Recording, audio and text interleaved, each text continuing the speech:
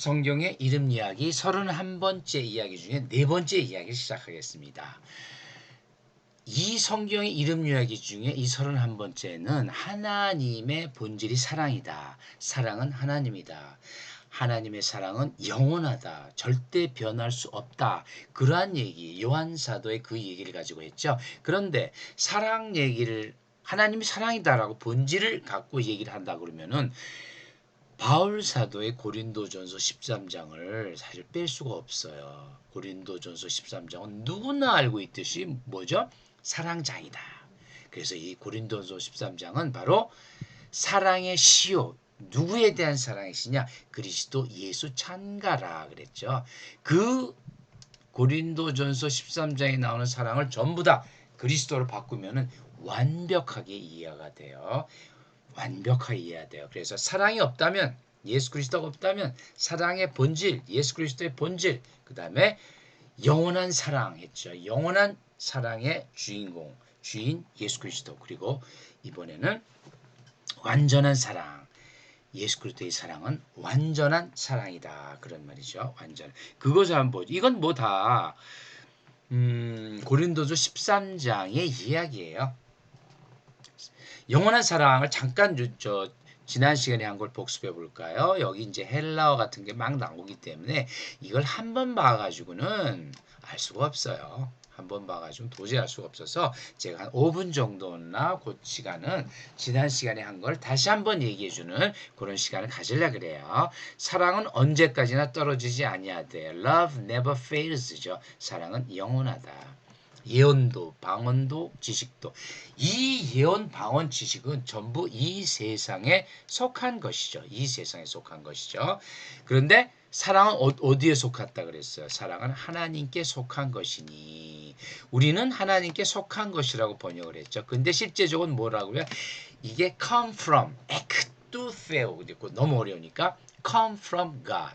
하나님으로부터 온 것이 사랑이다. 사랑의 속성은 하나님으로부터 온 것이다라 그랬죠. 이런 예언, 방언, 지식뿐만인가요? 하늘, 땅 전부 다 어느 순간도 없어지래도 그리스도의 사랑, 그리스도 하나님은 영원하다. 하나님은 영원하다는 게 하나님 자체가 영원이에요. 그렇죠? 에흐예 아슈엘 에흐예라고 예전에 한번 설명했는데 또 되풀이 될 거. 이 에흐예가 영원한 자, 영원은 하나님의 속성이다 그런 말이죠. 영원, 하나님의 사랑은 영원하다. 해 아가페, 아가페. 요거 이제 아시겠죠? 아가페. 이 아가페라는 단어는 모르는 분은 없는데 이거 이렇게 헬라어를 이렇게 써요. 아, 저게 아가페구나 하고 넘어가시면 돼요.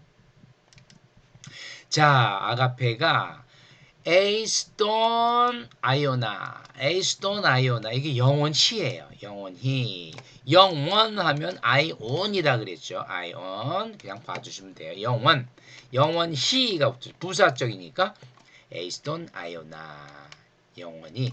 사랑은 영원히 있다. 요 메네이가 stay예요. stay. 메네이가 stay죠. 그러니까 사랑은 영원히 머무른다. 어디에? 이 세상에 저 천국에 다 해도 돼요. 이제 부사 꼭 와도 되고. 그런데 에이스톤 아이오나가 이 영원히가 워낙 많이 나오니까 특히 영원히가 하나님을 찬양하는 시편에서는 워낙 많이 나오는데 그 단어가 레올람. 올람이 영혼이라고 그랬죠. 올람이 영혼인데 영원히 하면은 히브리에서는 전치사 람다 요거 전치사 L이에요. L을 붙여가지고 영원히가 돼요. 영원히. 레올람 그것이 에이스톤 아이오나다. 그래서 사랑은 영원하다. 예언, 프로페테야 뭐라 그랬어요? 앞전 다 되죠. 프로페, 이 페가 바로 말하다예요. 말하다, 프로페 앞에서 말하다. 계시를 받았던 영감으로 말했던 그 프로페 먼저 말하다 프로페 먼저 말하다 예언이죠. 예언 먼저 말하다 예언이에요. 그 다음에 뭐 이 글로사 tongues라 그러죠. tongues gnosis 많이 나오죠. gnosis는 많이 나오죠. 그게 knowledge 지식이라 그랬어요. 그렇게 해가지고 지난 시간에 한 걸 한번 다시 한번 영원 사랑은 영원하다. 그걸 또 한번 계속해보죠. 이 9절 10절은 거의 그 바울 사도의 성서 철학적인 부분이에요. 성서 철학. 이 철학이란 말이 이게 달리 생각하시면 필요는 없고요. 그냥 근본 원리, 성서의 근본 원리를 굉장히 헬라적으로 표현한 거예요. 굉장히 헬라적으로 표현한 거예요. 우리는 부분적으로 알고 부분적으로 예언하니 온전한 것이 올 때는 예수님을 아는 사람들은 전부 다 이게 무슨 뜻인지 알죠. 우리가 뭔가 좀 완전하지가 않다. 불완전하다. 그리고 온전한 것, 완전한 것이 올 때는 우리가 부분적으로 하던 것이 페아리라, pass away 간다 그랬죠. 이 온전한 것이 예수 그리스도인 것을 아는 것은 그리스도인들이에요. 헬라 철학자들도 이런 건 다 알아요. 뭐 이데아 세계가 있고 뭐 현상계가 있고 현상계는 좀 불완전하고 부분적이고 이데아 세계가 온전한데 도대체 이데아 세계가 어떻게 온다는 거야? 이렇게 되는 거죠. 예수님이 벌써 오셨다 벌써 가셨는데 그리고 성령이 여기 계신데 이게 굉장히 사도 바울의 성서 철학적 얘기예요. 즉 헬라 스타일로 말씀하신 거예요. 헬라 스타일로. 그래서 이 성경을 보게 되면은 사도 요한 사도는 요한복음은 전부 상징적이에요. 엄청난 상징성을 가지고 있어요. 말씀이 계시니라 그분이 빛이다. 그분의 생명이 있다. 이런 상징성을 가지고 얘기하는데 사도 바울은 양이 굉장히 많죠. 13권이나 되는 성경을 썼는데 성경의 근본 원리에 대해서 얘기해주고 있어요. 그 근본 원리를 다른 말로 표현하면 성서 철학적으로 얘기한다. 그런 말이죠. 성서 철학. 즉 사도 바울도 이 헬라어를 굉장히 잘했어요. 라틴어, 헬라어, 히브리어, 아람은 다 했어요. 그 성경에 나오죠. 그래서 상당히 헬라 철학적으로 얘기를 해요. 니들이 철학하냐? 내가 진짜 철학을 알려주마. 그 진짜 철학 온전한 것이 예수 그리스도라라는 얘기예요. 그래서 이 온전한 게 퍼펙션인데 제가 지난 시간에 이 퍼펙션은 엄청나게 중요하다 그랬죠. 헬라어로 또 텔레온이에요. 자꾸 이렇게 번역된 것만 보면은 온전한 것, 다 이루었다, 마침 이게 같은 단어라는 사실을 인식할 수가 없어요. 왜? 한국말은 다 다른데 뭐 이건 온전하고 다 이루었고 이건 마침이네. 다 다른 단어인가 보다. 아니에요. 이 텔레온 자 보세요. 텔레온 텔레오, 텔호스 다 같은 단어예요. 한 단어에서 파생돼 나온 명사들이고 동사예요. 이 떼떼떼스다 이거 보지 말라 그랬죠. 이거는 영어의 go가 다 쓸 수 있나요? 과거는 went가 되고 분사가 되면 has gone 이렇게 has go 이렇게 못하죠. 그 생각하시면 돼요. 이 동사라는 걸 항상 활용을 하고 변화를 하는 거죠. 그래서 온전한 것 다 이루었다 마침 이것은 엄청나게 중요한 개념이에요. 예수 그리스도를 정의하는 개념 중에 정말 중요한 거죠. 이 십자가 가상 7원 중에 마지막이라 그랬죠. 다 이루었다. 그것이 바로 이 퍼펙션. 내가 다 완성했다. 내가 다 완성했다. 그 말이에요. 완성했다. 그 말을 나는 시작과 완성이라 그 말이에요. 우리는 마침이라 번역했지만은 이 헬라어는 또 텔로스거든요. 텔로스 완성이에요. 내가 시작해서 쭉 해서 다 완성했다. 시작과 끝까지 모든 것을 내가 다 완성했다. 그게 예수 그리스도예요. 그러니까 얼마나 이 온전한 것이 중요한 것인지를 우리는 성경을 읽으면 금방 알아요. 이게 정말 같은 단어구나.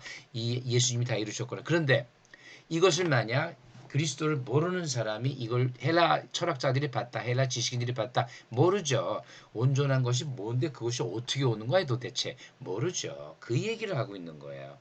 헬라 철학자들아 너희들이 찾는 온전한 것 내가 알려줄게. 근본 원리죠. 근본 원리는 하나님이 이 땅에 오신 거야. 그리고 그분이 십자가에 돌아가 우리가 살아난 거야. 그분 다시 오셔. 이 그런 얘기예요. 엄청난 성서의 근본 원리를 얘기해 주는 것이 바로 사도 바울서다. 요한 사도는 대신 그 근본 원리와 모든 걸 통해서 엄청난 상징성을 가지고 우리에게 또 얘기를 하죠. 그리스도가 누군가라는 걸 얘기를 하죠. 자, 그리고 이제 드디어 11절로 가보죠. 11절 내가 어렸을 때는 생각하는 것이 어린아이에 같다가 장성한 사람이 되어서는 어린아이의 일을 버렸노라. 이 여기서 어린아이는 네피오스라는 단어를 쓰고 네피오스 요거 이렇게 써요. 장성한 사람 아네르라는 단어를 썼어요. 요 아네르인데 요 아네르 요 헬라어가 좀 어려우면 요거 보시면 돼요. 아네르. 요 아네르에서 요것에 속격 변화, 소유격 변화가 안드로스예요. 안드로스 보면 이제 뭐가 생각나요? 앙드레, 안드레김, 안드레아 뭐 이런 게 생각나죠. 요 아네르와 이게 남자면은 여자가 있어야죠. 여자가 귀네 성경에 굉장히 많이 나오는데 또 이 귀네는 특별하게 혹격 여자여 이렇게 많이 써요. 여자여. 이 여자여라는 단어는 오직 베드로가 한번 뭐 이상할 때 썼고 나머지 전부 예수 그리스도만 써요. 이 여자여를 검색 프로그램에 찾아보면은 9번이 나온대요. 마태복음, 누가복음 둘, 그런데 요한복음에 6번이 나와요. 그렇다 그러면 예수님께서 한마디 한마디 한 말씀은 절대 그냥 흘려들어서는 안 돼요. 요한복음에 6번 나오는 여자여라는 것은 무슨 뜻이냐? 누구한테 우선 누구한테 했냐? 모친 마리아한테 2번 했어요. 모친 마리아한테. 이건 여러분이 찾아보시면 아는데 우선 뭐 가나의 혼인잔치 포도주 만들 때 한 번 하시고 마지막 돌아가실 때 십자가에서 여자여 여기 아들이 있나이다. 요한이죠. 그때 2번 하고 사마리아 여인, 가늠한 여인, 막달라 마리아는 예수 그리스도께서 돌아가시고 십자가에서 사흘 후에 부활할 때 한 2번 얘기해요. 그래서 6번 하는데 이 6번 여자여 할 때 전부 다 이들 누냐? 예수 그리스도와 하나님의 은총의 수혜자예요. 은총의 수혜자. 그래서 이 모친 마리아는 엄청난 그 시를 쓰죠. 하나님에 대한 찬가를 쓰죠. 이 미천한 여자가 하나님의 은총을 받았다. 그게 저 한나의 저 사무엘 선지자의 어머니 한나 씨하고 굉장히 비슷해요. 한나 씨의 그거를 갖다가 거의 이 마리아가 갖다가 써요. 한나의 시를. 그래서 굉장히 아름다운 시죠. 요한복음에서 6번 나오는 이 여자여 정말 중요한 단어예요. 이것도 이 여자여라고 하는 것이 정말 은총의 수혜자들에게 전부 다 했다. 그런데 여러분이 그냥 아네르 귀네에서 이것이 남자고 여자다 이렇게 생각하시면 안 돼요. 이 시대를 생각하셔야 돼요. 같은 단어도 이 무슨 말이냐? 아네르는 남자고 귀네는 여자다라고 생각하시면 안 되는 게 이때는 이 시대에는 왕이 있고 귀족이 있고 평민이 있고 노예가 있고 노예도 뭐 해방 노예 뭐 일로 집안 노예 많죠. 그래서 아네르 귀네는 상당한 존칭이에요. 그냥 남자 여자가 아니라 나름대로 품격과 정치적인 자유와 재산과 그걸 가지고 있는 사람을 아넬 귀네라고 한 거예요. 그렇기 때문에 우리는 번역할 때 이거를 장성한 사람이라고 번역할 수밖에 없어요. 내가 어렸을 때는 뭐 어린아이 갔다가 커가지고 내가 어느 정도 재산도 있고 정치적 자유권, 참정권도 가진 사람이 되었어. 이렇게 번역할 수는 없는 거죠. 그건 도저히 그렇게는 번역이 안 되니까 그냥 장성한 사람이라 그랬는데 이 남자야. 이것은 바로 그런 의미다.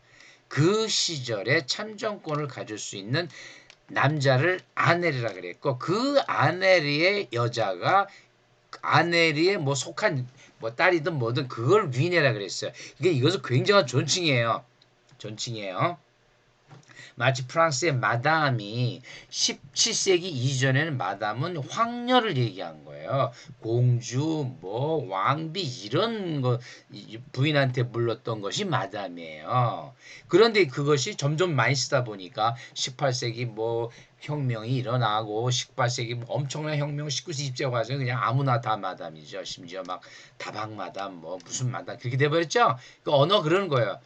언어가 그 시절의 관습을 벗어나서 많이 쓰일 때는 그때는 그냥 일반성이 되는데 이때는 절대 그렇게 봐서는 안 돼요. 그러니까 하나님께서 이렇게 여자여라고 불렀을 때는 상당히 상대를 높여주는 거예요. 높여주는 거예요. 이 귀나이를 썼기 때문에 전부 다 귀나이를 써요. 이 혹격이에요. 여자여.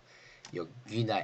여기 격변 언어이기 때문에 귀네를 부를 때는 귀나이라고 한다. 여자여. 이렇게 써요. 그래서 요한복음에 6번 나오는 이 귀나이는 상당한 존칭에 해당한다. 그 존칭이 사마리아 여인이든 가늠한 여인이든 예수님은 다 존중해 주셨어요. 사실 사마리아 여인 가늠한 여인 다 누구를 얘기할까요? 우리죠. 기독교인들이에요. 기독교인들.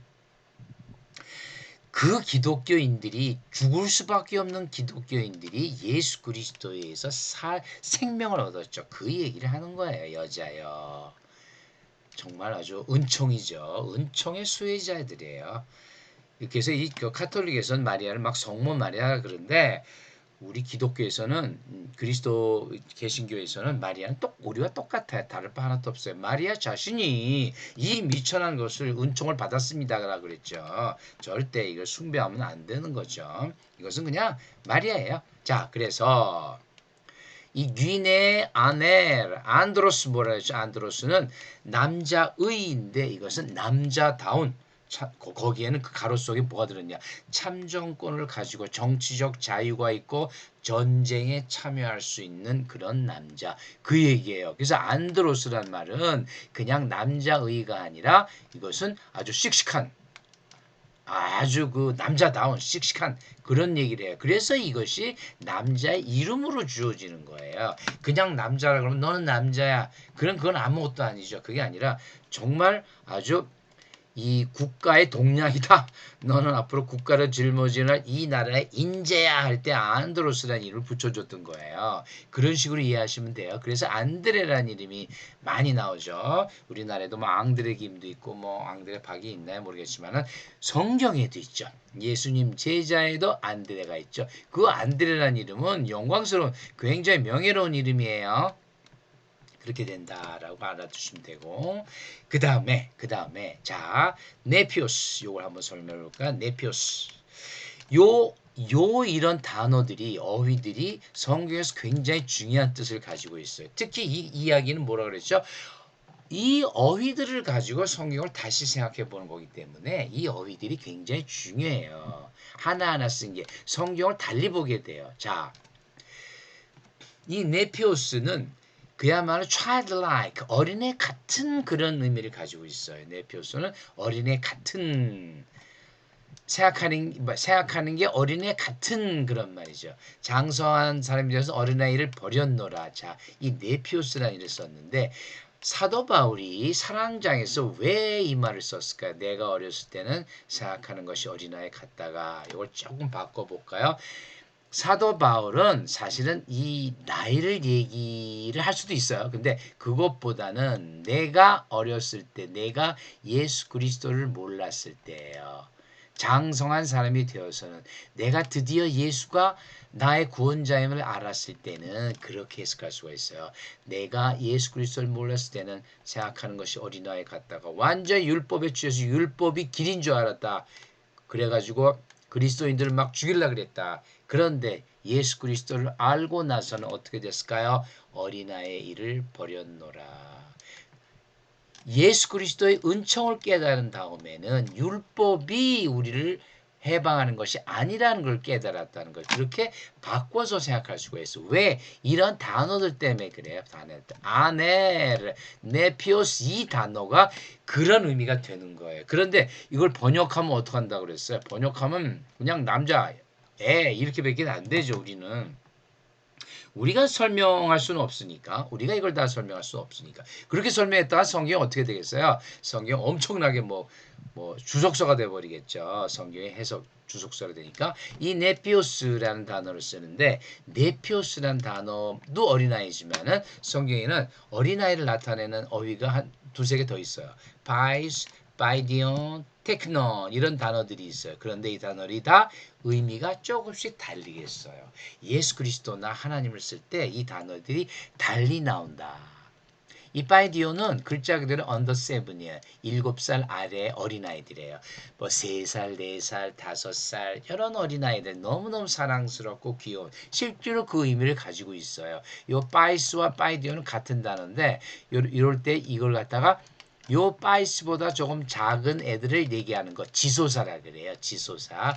작은 거를 가리킨다. 같은 단어지만은 요거는 그럼 뭘까요? 요거는 언더 세븐에서 오버 세븐이 되겠죠. 7살 이상의 한 열 몇 살짜리 소년 어린아이를 파이스라 그리고 7살 이하를 파이디온이라 그래요. 제가 이 이야기를 하는 이유가 있어요. 이유가 있어요. 그래서 사도 바울은 네피오스를 썼는데 요 네피오스라는 그야말로 childlike childish예요. 그 말이 뭐냐? 아주 유치한 거죠. 유치한 건. 예수를 몰랐을 때 나는 율법이 단 줄 알았다. 그래서 마구 그리스도인들을 죽이려고 그랬다. 이거 지금 고린도전서죠. 코린토 사람에게 보내는 거예요. 코린토 사람들 그때 교회 코린토스 교회에 있던 사람들은 사도 바울이 예전에 그리스도인들을 막 죽이려고 했다는 걸 다 알아요. 사도 바울이 얘기를 했고 또 다른 유대인들이 와서 얘들이 했고 그래가지고 사도 바울이 그 얘기를 다 하고 있어요. 그러니까 그 사람들한테 얘기하는 것은 내가 어렸을 때 장성한 사람은 그리스도를 믿었을 때 믿지 못해 몰랐을 때의 얘기와 똑같은 거예요. 어린아이를 버렸노라. 무슨 어린아이를 버려요? 율법이죠. 우리가 컸다고 해서 어린아이의 일을 다 버립니까? 물론 어린아이를 버릴 수 있어요. 그러나 사도 바울이 하는 걸 어린아이처럼 소꿉장난하는 그런 얘기가 아니죠. 지금 성경에서 지금 사도 바울 어렸을 때 소꿉장난할 그런 시간이 있나요? 율법을 버린 거예요. 율법을 버릴 때 새 율법 그리스도라는 새 율법을 받았다라는 얘기가 돼요. 요 바이디온에서 조금만 더 하고 오늘 마치겠습니다. 언더 세븐이라 그랬어요. 언더 세븐 왜 이 얘기를 이렇게 많이 하나 한번 볼까요? 자, 마태복음에서 보면 마태복음 18장 보면 2절, 3절, 4절, 5절 전부 어린아이가 나와요. 어린아이. 근데 중요해요. 어린아이를 불러 세우고 너희가 이 어린아이와 같이 안 하면 천국에 못 들어온다. 이 어린아이처럼 자기를 낮춰야 천국의 큰 자다. 누구든지 내 이름으로 이런 어린아이 하나를 영접하면 나를 영접함이니. 이 여기 나오는 네 번의 어린아이가 전부 다 파이디온을 써요. 파이디온. 파이디아는 뭐냐? 파이디아는 이 복수예요. 복수. 그런데 예수께서 요한복음 21장 예수께서 드디어 죽었다가 살아나셔서 예루살렘에서 제자들에게 보이고 이제 갈릴리 바닷가로 갔죠. 그때까지만 해도 제자들은 어떻게 해요? 그 죄책감에 진 눌려가지고 아무 일도 못하고 물고기나 잡으러 가겠노라 라고 지금 하고 있죠. 그때 예수께서 제자들한테 불러요. 얘들아 너희에게 고의가 있느냐. 이렇게 되면 이게 뭔 그냥 얘들한 줄 알죠? 아니에요. 이 단어가 under seven by dia예요. 7살 아래 어린아이들을 부를 때 쓰는 그 단어를 예수께서 써가지고 제자들을 부르신 거예요. 내 사랑하는 아이고 내 새끼들아. 왜 할머니들 아이고 내 새끼 이쁜 내 새끼 그러죠?